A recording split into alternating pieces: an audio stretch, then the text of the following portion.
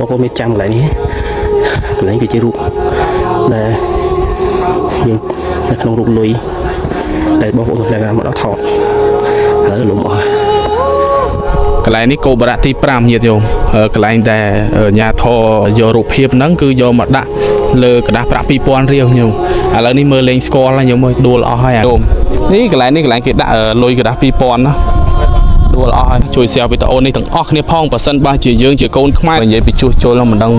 មិនងាយមកមិនងាយទេលុយដួលបាក់បែកអស់ហ្នឹងហើយមើលញោមមើលទាំងអស់គ្នាបាក់បែកអស់អានដល់ប្រាសាទនេះស្អាតកន្លែងហ្នឹងមួយថ្មពេញចិត្តហ្មងកាលដែលអត់តាន់ដួលមើលខ្លោងទ្វារហ្នឹងមកគឺមោទនភាពយើងស្រឡាញ់ប្រាសាទរបស់យើងឥឡូវញោមមើលដួលនេះដួលបាក់អស់តាមវត្តតាមខ្លោងទ្វារវត្តណាដូចថាយកគំរូកន្លែងគោបរៈទី5ហ្នឹងយកទៅឆ្លាក់ធ្វើខ្លោងទ្វារធ្វើម៉ូដឥឡូវនេះកន្លែងគំរូដើមនេះបាក់ខ្ទេចអស់ហើយមើលលេងស្គាល់បាត់ហើយ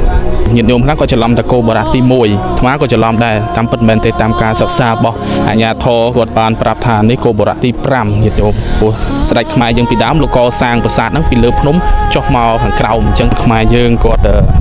មានទឹកចិត្តមួយអាណិតកងទ័ពព្រះកងទ័ពយើងអ៊ំបង